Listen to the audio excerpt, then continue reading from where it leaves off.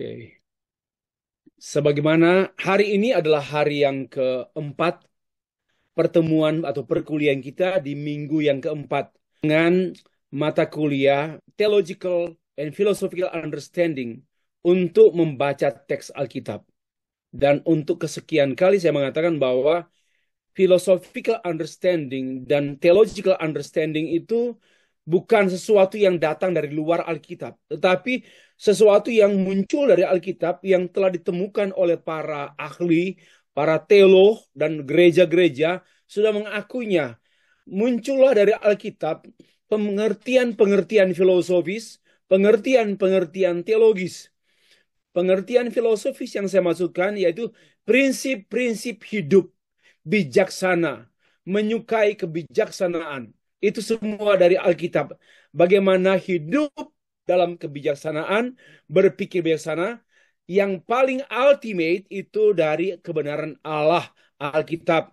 Dan itu ditemukan, digali dari Alkitab. Baru dari philosophical and theological understanding ini kita mampu menjadikannya kacamata untuk mempermudah, menolong kita gereja Tuhan, jemaat Tuhan membaca Alkitab dari apa yang Tuhan sudah singkapkan kepada gereja berabad-abad.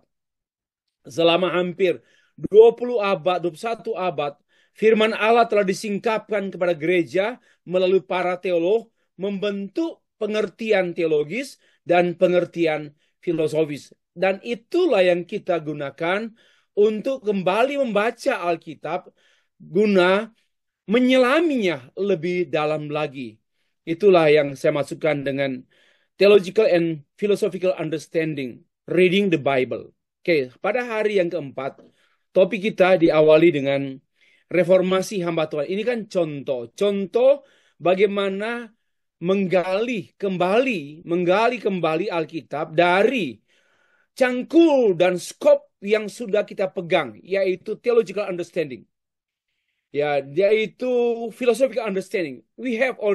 Kita sudah memilikinya dan kita menggunakannya untuk kembali menggali Alkitab dengan harapan uh, instrumen galian kita ini juga kembali di Alkitabiakan, disesuaikan apa dikaji, diuji apakah sudah sesuai dengan Alkitab.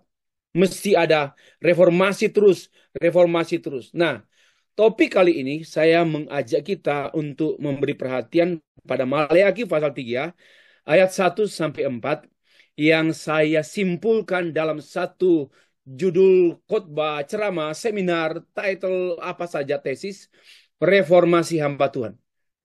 Jadi kita memberi judul, bukan memberi judul, kita menemukan judul dari apa yang menjadi core point, apa yang menjadi inti teks yang kita baca, apa yang menjadi core business teks yang kita baca. Itu jangan menambah atau jangan memberi judul sesuatu dari luar Alkitab, dari luar teks Alkitab yang kita baca. Tak pantas untuk kita melakukan itu.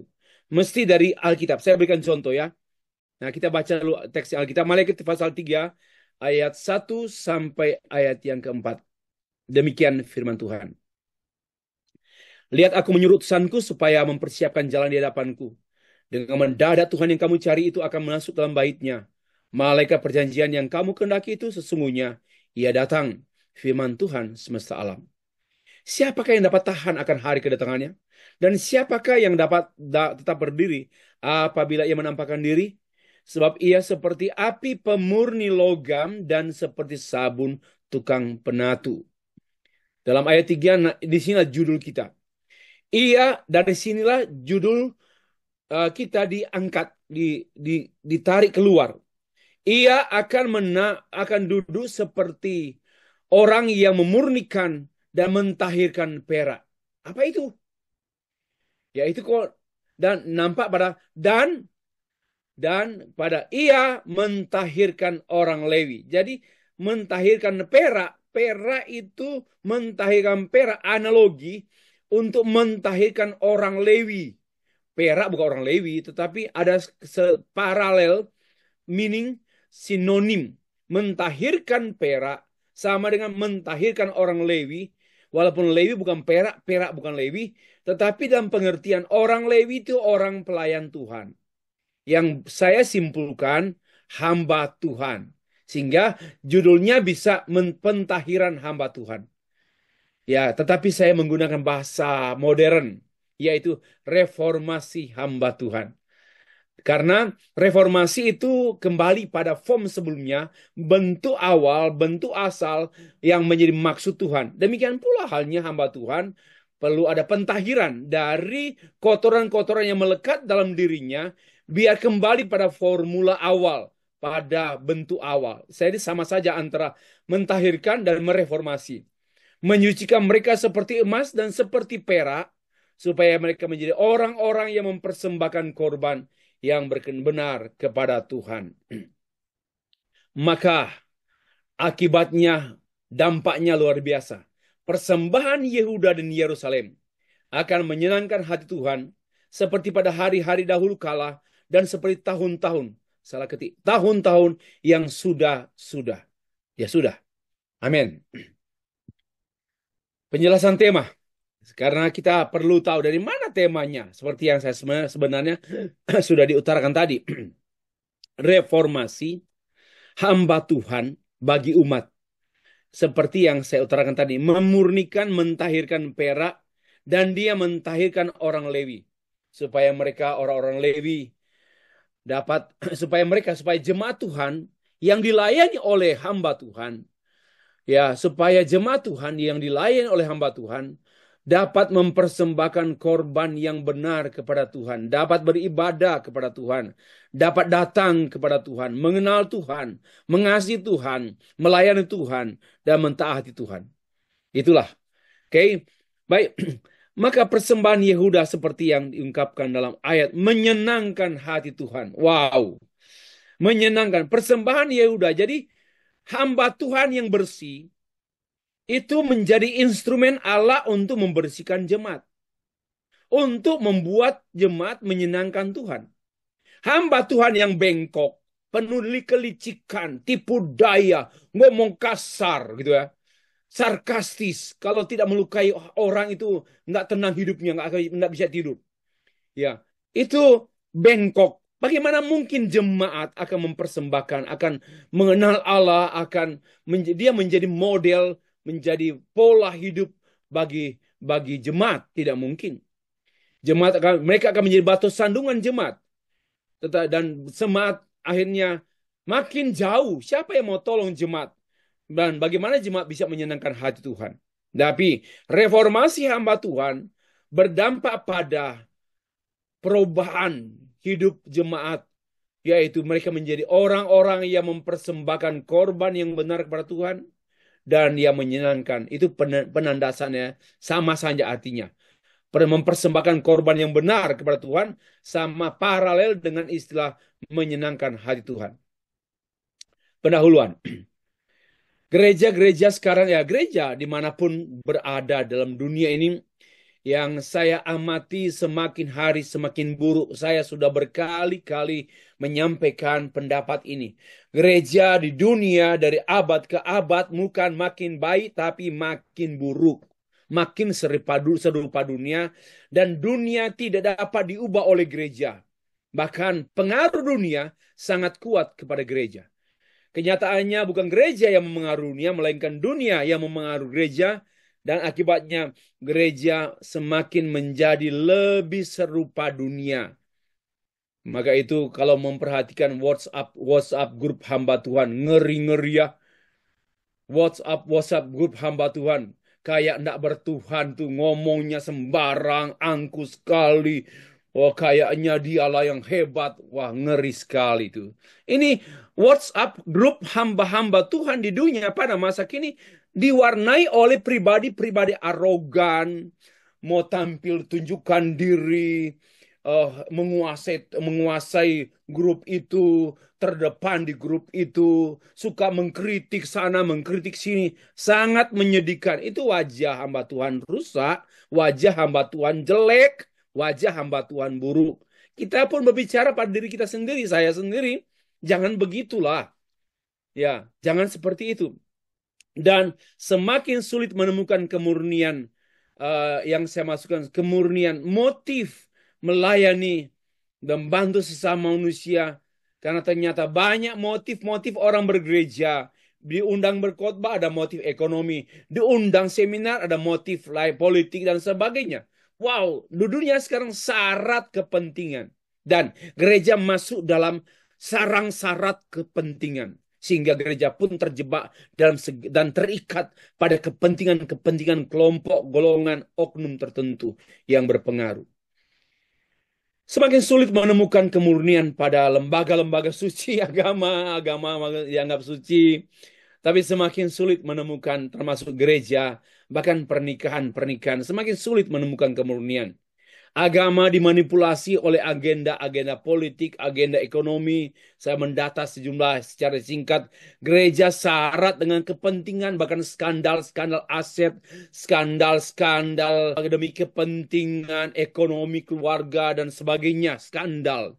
Dan keluarga, angka perceraian pasangan Kristen bukan menurun, makin meningkat sesuai laporan daripada riset-riset internasional. George Barna.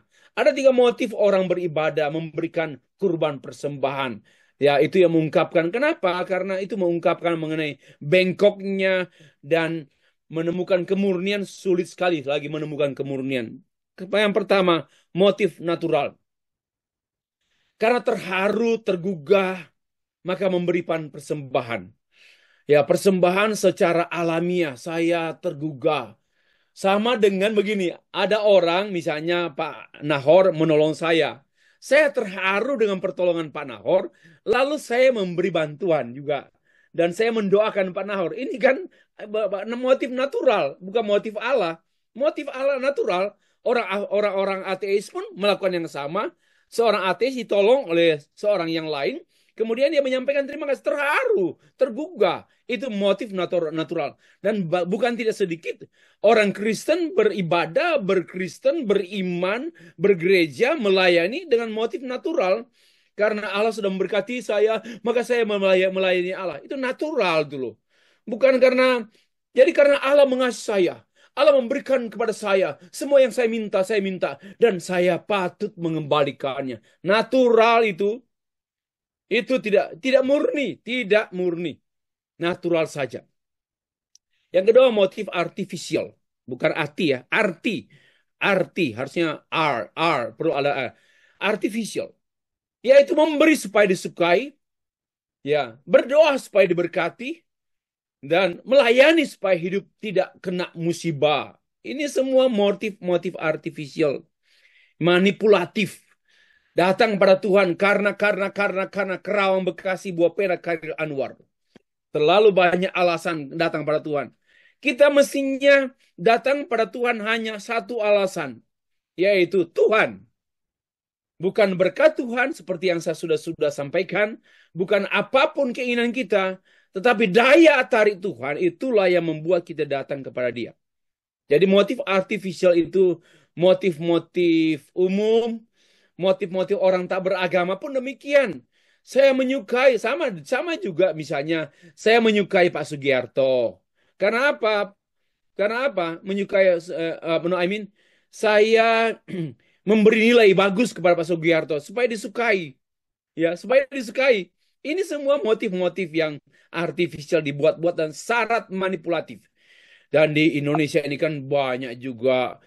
Mengapa? Ya wajar juga sih misalnya Prabowo meminta orang-orang tertentu membantu dia karena sudah berjasa dalam kampanye. Wajar saja itu motif artificial. Ya, motif artificial. Jangan juga berharap tanpa peran minta jabatan Prabowo. Itu motif gila. Tanpa berperan dalam kampanye, malah. Tapi ajaib loh Pak Prabowo ini bisa mengangkat menteri-menteri yang berlawanan dengan dia. Ini luar biasa. Kalau saya melihat nih, ada keunggulan Presiden Indonesia ya. Eh, yang menjadi lawan tanding presiden itu dia angkat menjadi menteri. Ini luar biasa juga. Ya sudah juga berikan contoh oleh Prabowo, oleh Jokowi yang lalu ya. Nah, motif yang kita harapkan yaitu motif yang Tuhan kehendaki tentu, motif murni. Karena mengasihi, karena kagum pada Tuhan. Jadi Tuhan itu daya tarik utama. Kalau kita mengevaluasi bahwa kalau bukan karena Tuhan, berarti tidak murni. Kalau karena kebaikan Tuhan, saya datang kepadanya. Kalau berkat-berkat Tuhan yang saya harapkan, maka saya datang kepadanya. Maka saya mengatakan bahwa itu bukan motif murni, motif artificial. Lanjut. Garis besar khotbah saya atau pembahasan saya dengan tema reformasi, hamba Tuhan, umat dan hamba Tuhan. Kan reformasi hamba Tuhan ke reformasi umat. Saya kurang lupa memperbaiki ini. Satu, kita membahas tentang kondisi rohani umat Tuhan. Yang kedua, akibat kemerosotan rohani umat Tuhan. Yang ketiga, reformasi rohani umat Tuhan. Dan yang keempat, buah kemurnian rohani umat Tuhan. Nah, kita mulai. Yang pertama, kondisi rumah rohani umat Tuhan. Bait Allah dalam hal yang adalah hal yang paling penting dalam kehidupan orang Israel. Sampai sekarang, Bait Allah itu menjadi simbol, simbol pemerintahan, simbol kenegara, simbol kebangsaan, simbol keagamaan, simbol segala itu. Bait Allah itu dalam konteks orang Jewish people, orang Yahudi menjadi pusat pemerintah, pusat kehidupan, pusat apapun. Ya, maka itu dalam kehidupan orang Israel, pembangunan Bait Allah itu sangat dikedepankan. Dan pada masa Maleaki, di mana firman Tuhan yang kita bahas ini, pembangunan Bait Allah selesai dikerjakan pada masa Nabi Hagai dan Nabi Zakaria pada 520 before Christ. Wah, long long time ago, ya, 5 abad sebelum Kristus lahir. Nabi Maleaki bertugas melayani umat Tuhan dengan fasilitas Bait Allah ya tersedia. Itu telah tersedia Bait Allah. Namun kondisi umat Tuhan pada masa itu mengalami kemerosotan rohani. Semua perlengkapan, semua fasilitas ibadah lengkap, tetapi mengalami kemerosotan rohani. Ini juga sungguh-sungguh sangat memprihatinkan. Biasanya kemewahan gereja membuat kemerosotan gairah rohani yang murni. Makin megah gereja, makin memberi peluang untuk kepentingan datang ke gereja karena gereja ada A, B, C, D. Bagaimana kalau datang ke gereja tanpa melihat ada A, B, C, D-nya gereja? Tapi sekarang daya tarik pendeta, daya tarik praise and worship, daya tarik semua ornamen-ornamen gereja menjadi daya tarik. Bukan lagi Tuhan, bukan lagi firman Tuhan. Ia menjadi daya tarik jemaat datang ke gereja. Itu problem. Nah, Bapak Ibu, setelah Bait Allah didirikan, lalu Maleaki melayani jemaat Tuhan yang tidak tertarik beribadah. Mengalami kekosongan, kekeringan dalam hal spiritualitas. Ada 2 faktor kemerosotan rohani umat Tuhan. Nah, lihat, saya membahas latar belakang ya. Pertama, fokus perhatian pelayanan para nabi sebelum Maleaki adalah pembangunan bait suci. Tetapi ternyata tidak dibarengi dengan pembangunan spiritualitas umat. Hanya menonjolkan physical building. Hanya menonjolkan physical building. Itu yang itu yang menjadi bahaya yang sedang mengancam gereja-gereja. Not only for today, but selama berabad-abad. Gereja diancam oleh karena terjadi kepincangan, terlalu mengutamakan physical needs, physical building, tetapi kurang memberi perhatian pada spiritual building. Bapak Ibu, bahaya dan saya menambahkan bahaya pelembagaan atau pengorganisasian satu pelayanan. Hati-hati. Saya memperhatikan YTII, Yayasan Teologi Insani Indonesia, ITI. Saya ditegur Tuhan beberapa hari yang lalu. Kamu kok sudah memperhatikan lembaga yang aku mau engkau jadikan alat untuk pemberitaan Injil? Karena sudah ada stak RRI, kamu sudah sibuk juga dengan BMPTKI. Bagaimana kamu lagi sudah tidak peduli dengan yayasan, dengan lembaga ITI? Dan tak terpikirkan hanya konferensi, seminar. Kau lihat lagi lah apa maksud awal aku memberikan hati kepadamu, hati yang berbeban untuk penginjilan sedunia. Dan akhirnya saya mengambil keputusan untuk kembali lagi. Jadi jangan sampai organisasi itu justru membuat merosot kerohanian jemaat. Ya, kelengkapan-kelengkapan, jangan sampai. Dalam buku yang saya baca dan saya memiliki buku tersebut, Mission and the Renewal of Church menegaskan tiga bahaya pengorganisasian, penginstitusiasian satu ministry, satu pelayanan. Satu, vision is often lost in the process. Visi hilang dalam prosesnya. Ngeri. Dan ini yang hampir hilang. Saya sadar lebih banyak membantu lembaga orang lain, tapi lembaga yang dipercayakan Tuhan kepada saya, kepada kita, tidak diurus, tidak digubris. Lebih banyak membantu lembaga-lembaga lain. Dan itu saya alami selama 11 tahun saya di Jakarta, membantu banyak lembaga, dan lembaga sendiri diabaikan. Apalagi setelah berdiri Stag RRI dalam kerjasama dengan Darak Bank, kemudian saya pikir sudah selesai. Wow, saya ditegur Tuhan. Ya. Yang kedua, concern for self maintenance. Bahaya yang kedua yaitu lebih menghabiskan energi dan dana untuk biaya pemeliharaan. Pemeliharaan gereja, pemeliharaan. Lebih ke nggak ada lagi penginjilan, nggak ada lagi mencari jiwa, lebih ke maintenance, self maintenance. Yang ketiga, shift in focus from people to program. Dulu awal-awal perhatiannya pada jemaat, people oriented. Tapi setelah menjadi gereja besar, menjadi program oriented. Wow, ini sesuatu yang mengerikan dan menyedihkan. Biasa begitu, masih kecil gerejanya, people oriented. Apa kabar? How are you? Bisa sapa kemari, dan juga sangat sering telepon. Setelah banyak jemaatnya menjadi no more people oriented melayani umat, tetapi menjadi program oriented. Itu ancaman sepanjang masa. Bahaya fasilitas memadai. Yang kedua, setelah selesai membangun, maka mereka menjadi puas dan bangga. Kita punya bait Allah yang megah. Kita sudah memberikan rumah kepada Allah. Dan Allah sudah mendiami.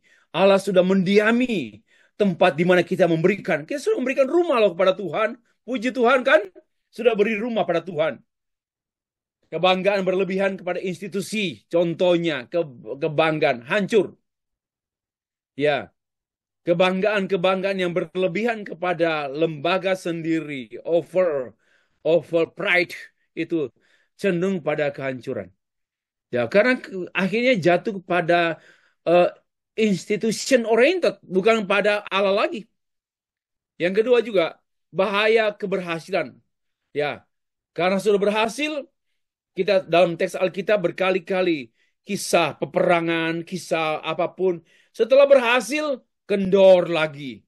Setelah mencapai target, kendor lagi. Bahaya merasa telah berjasa, seolah mereka sudah membangun tempat tinggal bagi Tuhan. Wow, I have given you, Lord, the nice house for you. The house of the Lord, God's house. Seperti itu. Dan sudah bangga. Apalagi di kantong-kantong Kristen ya. Banyak jemaat yang betul-betul menjadi bangga kalau sudah mendirikan gereja, padahal hasil minta-minta sumbangan di pinggir jalan, di tengah jalan, mencegat-cegat mobil Toyota datang, Innova muncul, memberi persembahan, bantuan-bantuan, dan bangga mendirikan gereja, bangunan. Habis itu, awal-awal semangat ibadah, habis itu hilang, tidak muncul pas Desember aja, seperti itu. Nah, yang sudah settle karena mapan, sangat besar pengaruhnya. Hati-hati dengan kemapanan. Hati-hati dengan kemapanan. Apapun kemapanan itu sangat berbahaya. Ya kan sudah mapan. Sudah mencapai target. Ya, akhirnya kendor jam doa, kendor belajar lagi, kendor studi. Ini paling kurang ajarnya begitu. Karena sudah begitu ya kurang belajar. Nah, apalagi yang nanti di ruang doktor. Biasanya itu menghantui mahasiswa doktoral. Karena sudah mencapai klimaks doktor, akhirnya mengkendor, nggak lagi belajar, nggak lagi ada penelitian, nggak mau bergabung dengan orang-orang yang haus meneliti, seperti itu. Ngeri. Kondisi rohani umat Tuhan dalam kondisi yang buruk, itulah sebabnya perlu reformasi umat Tuhan, tetapi yang pertama perlu reformasi hamba Tuhan. Akibat kemerosokan rohani, maka mereka meragukan kasih Tuhan. Coba nampak pada ayat 1, pasal 1 ayat 2. Mereka meragukan dan bahkan mereka mempertanyakan keadilan Tuhan. Ya, mereka mempertanyakan keadilan Tuhan di Maleaki. Kita bisa baca kitab Maleaki pasal 1 ayat 17. Pasal 1, sorry. Maleaki 1 ayat 17. Kita baca. Ya, Maleaki 2. Maleaki 2 ayat 17. Kita baca. Demikian firman Tuhan. Kamu menyusahkan Tuhan dengan perkataanmu. Tetapi kamu berkata, oh, dengan cara bagaimana kami menyusahi dia? Dengan cara kamu menyangka setiap orang berbuat jahat adalah baik mata Tuhan. Kepada orang-orang yang demikian ia berkenan. Dan jika tidak, di manakah Allah yang menghukum? Wow, itu berdalil. Juga di pasal 1, ya kan, pasal 1 ayat 2, aku mengasihi kamu, firman Tuhan. Tetapi kamu berkata, dengan cara bagaimana engkau mengasihi kami? Bukankah Esau itu kakak Yakub? Demikian firman Tuhan. Namun aku mengasihi Yakub tetapi membenci Esau. Sebab itu aku membuat pegunungannya menjadi sunyi sepi dan tanah pusakanya kujadikan padang gurun. Berdalil meragukan kasih Tuhan. Itulah akibatnya. Kalau kita sudah bertanya-tanya, ya Tuhan, apa betul Tuhan masih peduli saya? Atau apa Tuhan masih dengar doa saya? Apa Tuhan masih dengar doa saya? Ini sebenarnya sudah tidak beres. Jadi kalau orang-orang bertanya, apakah Tuhan masih peduli saya? Apa Tuhan menjawab doa saya? Apa-apanya dong? Itu sebenarnya mengungkapkan sudah dalam kemerosotan rohani. Mereka merasa tidak berguna mengikut Tuhan karena mereka melihat hidup orang yang fasik, orang jahat, orang-orang kotor. Hidupnya kok lebih bagus daripada kami, orang-orang ikut Tuhan. Kami nggak beruntung, kita buntung, mereka beruntung. Iya, itulah dalam pasal 3 ayat 14 sampai 15. Mereka komplain dan mereka tidak melihat orang-orang fasik, orang yang tidak percaya Allah. Wah, lebih megah, lebih hebat, lebih makmur daripada kami siang malam susah sekali. Umat Tuhan di era Maleaki kecewa karena keadaan mereka lebih buruk dibandingkan dengan orang-orang yang tidak percaya. Wow, ini akibat kemerosotan rohani. Mereka hidup dalam dosa, kawin cerai. Ini akibat kawin campur, persinahan, dan berbagai kefasikan. Dalam pasal 2 dan pasal 3 kitab Maleaki. Hidupnya bergelimangan dosa. Hamba Tuhan mereka tidak lagi menghormati Tuhan. Dan tidak lagi menghormati pelayanan. Contohnya apa, Pak? Mempersembahkan yang tidak berkenan pada Tuhan. Masih juga berdalil. Baca pasal yang Maleaki pasal 1 ayat 8 dan juga Maleaki. Coba kita baca Maleaki 1 ayat 8. Demikian firman Tuhan. Apabila kamu membawa seekor binatang buta untuk dipersembahkan, tidakkah itu jahat? Hamba-hamba Tuhan, melayani sembrono, sembarang khotbah, asal khotbah. Apabila kamu membawa binatang yang timpang dan sakit, tidakkah itu jahat? Cobalah menyampaikan kepada bupatimu. Apakah ia berkenan kepadamu apabila menyambut engkau dengan baik? Apalagi menyambut dengan baik firman Tuhan semesta alam. Wow. Kemudian kita baca ayat yang ke-13 dan ayat yang ke-14. Kata kamu, lihat, alangkah susah payahnya. Dan kamu menyusahkan aku, firman Tuhan semesta alam. Kamu membawa binatang yang dirampas, binatang yang timpang, binatang yang sakit. Kamu membawanya sebagai persembahan. Hidupmu melayani penuh dengan hal-hal yang tidak patut, tidak pantas. Ya, melayani dengan hal-hal yang tidak pantas, tidak patut. Bapak Ibu, terkutuklah penipu yang mempunyai seekor binatang jantan di antara kawanan ternaknya. yang dinasarkannya, tetapi ia mempersembahkan binatang yang cacat kepada Tuhan. Sebab aku ini raja yang besar, firman Tuhan semesta alam. Dan namaku ditakuti di antara bangsa-bangsa. Loh, kamu kok nggak takut aku? Aku ditakuti di antara bangsa-bangsa. Tetapi kok kamu tidak takut padaku? Wah, Bapak Ibu yang dikasih dan mengasihi Tuhan. Inilah yang sedang kita hadapi. Ya, Bapak Ibu sekalian, lanjut. Menyesatkan orang-orang dengan pengajaran. Ini pasal 2 ayat 8 dan juga bandingkan dengan ayat yang ke-67. Coba kita perhatikan pasal 2 ayat 8. Demikian firman Tuhan. Tetapi kamu ini menyimpang dari jalan. Kamu membuat banyak orang tergelincir dengan pengajaranmu. Kamu merusak perjanjian dengan Lewi, firman Tuhan semesta alam. Wah, ini kalau kita bandingkan apa sih perjanjian itu dalam ayat 6 dan 7. Pengajaran yang benar ada dalam mulutnya dan kecurangan tidak terdapat dalam bibirnya. Damai sejahtera dan kejujuran ini mengikuti aku dan membanyak orang dibuatnya berbalik dari kesalahan, pertobatan. Sebab bibir seorang imam memelihara pengetahuan dan mencari pengajaran dari mulutnya. Sebab dialah utusan Tuhan semesta alam. Tetapi kamu menyimpang daripada jalan itu. Wow, memang rusak sekali hamba Tuhan pada masa itu. Dan lalu ada istilah merusak perjanjian Lewi. Apa? Jangan mempersembahkan korban yang cacat, yang sakit, yang tidak kudus. Dan jangan melayani dengan sembarangan. Harus menghormati Tuhan dalam pelayanan. Kalau orang khotbah bohong-bohong itu tidak menghormati Tuhan dalam pelayanan. Biar dianggap terkenal, biar dianggap hebat, menghentikan badai lewat doanya. Itu bohong-bohong supaya dianggap terkenal dan diundang lagi. Itu tidak menghormati Tuhan. Jangan ada kebohongan di tengah-tengah khotbah. Di materi khotbah. Jangan pernah ada kebohongan. Itu sama dengan tidak menghormati Tuhan. Sama dengan membawa binatang cacat kepada Tuhan. Bapak Ibu dan kasih Tuhan. Baru reformasi umat Tuhan.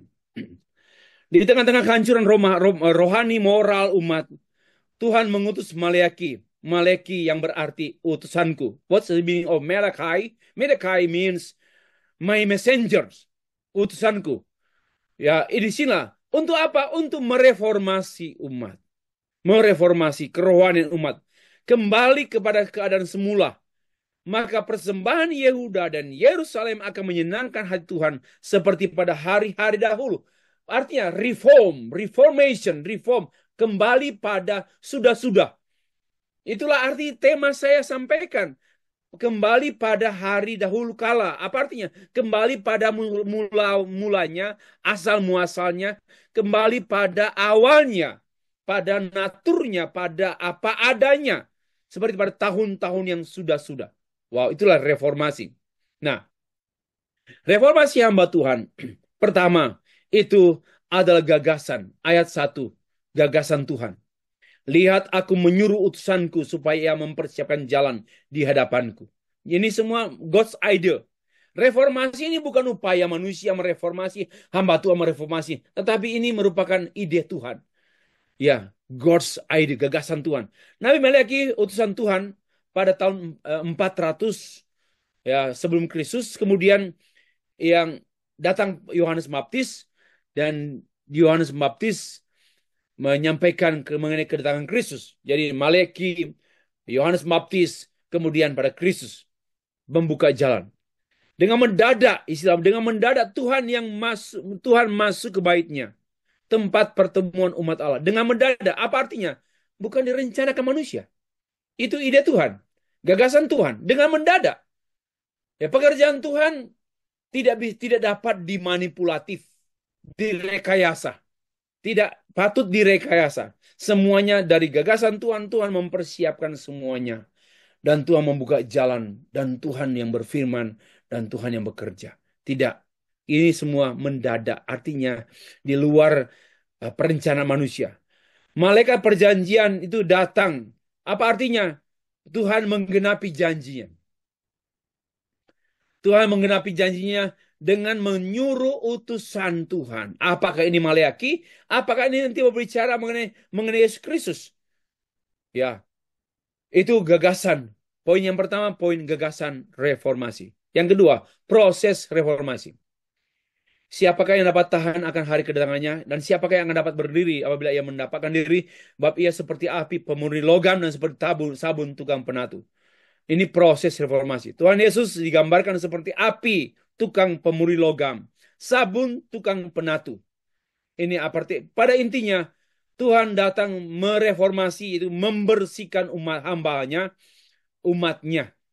Dan kata api, sabun, di, di kalau api itu mengungkapkan kemurnian. Kalau sabun mengungkapkan mengenai kebersihan, bersih, murni. Dan itulah yang sebenarnya dimaksudkan bahwa Tuhan datang memurnikan yang kotor dalam diri hamba-hamba Tuhan, dalam diri orang percaya, oleh darahnya yang memurnikan, oleh darah Tuhan kita, Yesus Kristus, yang membersihkan kita, memurnikan kita melalui pengampunan dosa. Saya singkat seperti itu saja. Ya, kuasa reformasi. Bagaimana? Bagaimana eh, kuasa reformasi? Siapakah yang dapat tahan akan hari kedatangannya? Siapa yang dapat tetap berdiri apabila ia menampakkan diri? Wah, kuasa reformasi. Siapa yang tahan? Nggak ada yang tahan. Ini berpadanan dengan pernyataan tulip yang ke uh, irresistible grace, irresistible, bahwa anugerah Allah tak dapat ditolak. Tatkala Allah mengasihi dan menjangkau kita, kita tidak mungkin berdalih dan kita tidak mungkin menolaknya. Siapakah yang dapat tetap berdiri apabila ia menampakkan diri? Siapa yang dapat berdiri? Apa ia menampakkan diri?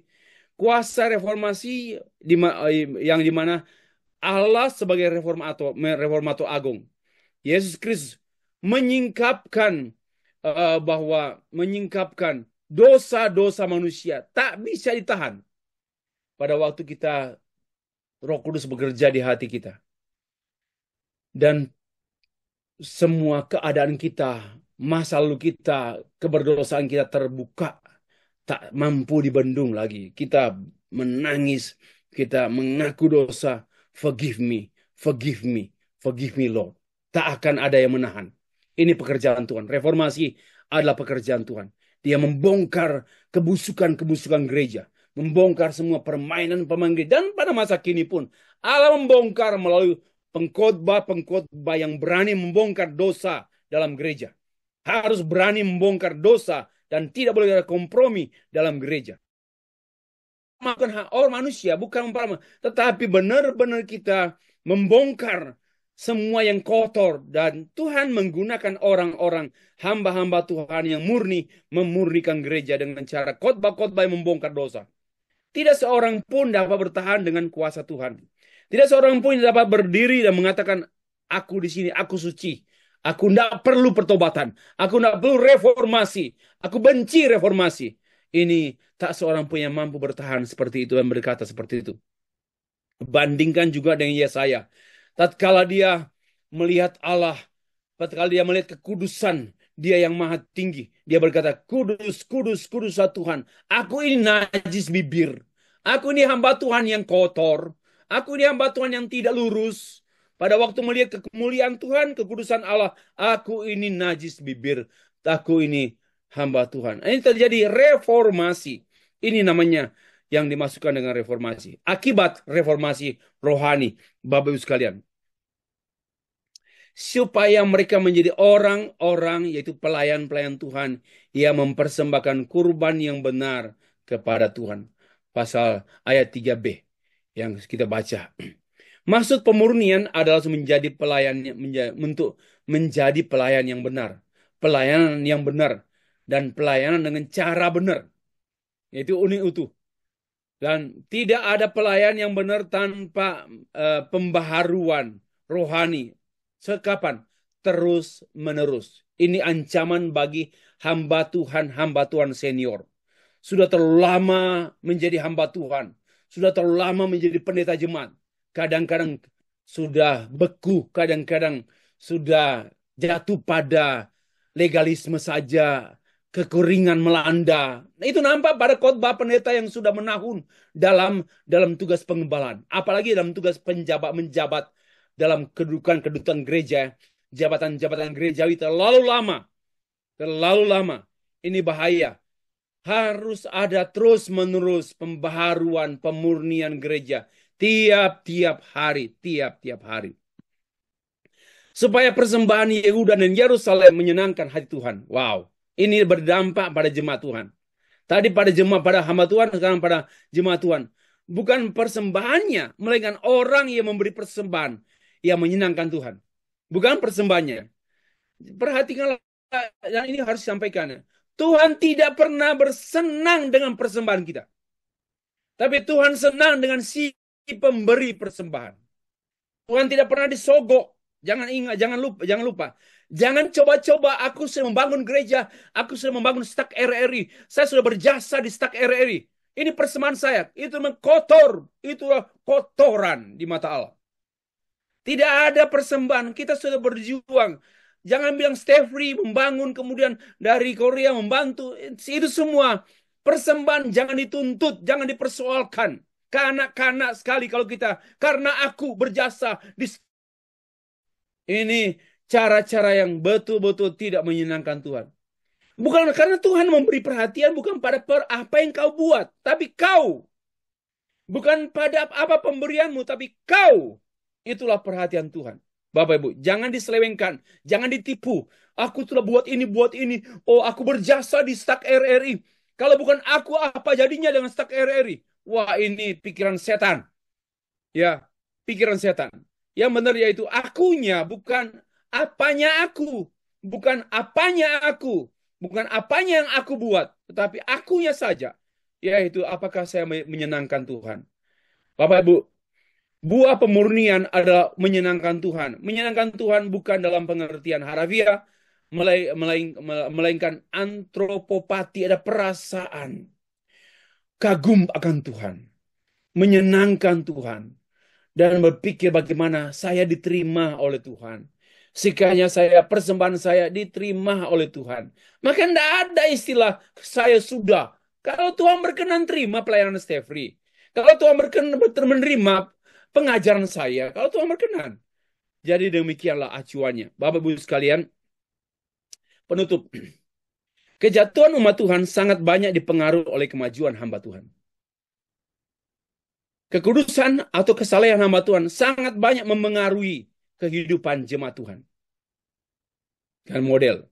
Dan apa kerohanian hamba Tuhan mempengaruhi umat Tuhan. Semangat pelayanan hamba Tuhan sangat kuat mempengaruhi jemaat Tuhan. Dan juga sikap hormat hamba Tuhan, pelayan Tuhan, sangat mempengaruhi sikap hormat umat Tuhan pada Tuhan. Kalau hamba Tuhannya sendiri tidak hormat pada Tuhan, bagaimana mungkin jemaat Tuhan hormat pada Tuhan? Oke, bukan persembahan yang penting, melainkan orang yang memberi persembahan, penegasan, motif murni. Dan Tuhan selalu mereformasi hamba-hambanya yang dipakainya. Lalu Pak, bagaimana Pak? Mereka yang hamba Tuhan yang penipu, ya utang sana, utang sini, tidak bayar-bayar utang, bohong sana, bohong sini. Kenapa anak berubah? Jawabannya, Tuhan sudah tidak memakai mereka. Hamba Tuhan yang mudah bertobat, yang mau bertobat, ciri-ciri tanda-tanda itu hamba Tuhan yang sedang dipakai Tuhan. Tapi hamba Tuhan yang enggan bertobat, nggak ngaku dosa, udah kotor, nggak mau mengaku karena sudah dibuang Tuhan. Nggak perlu lagi reformasi.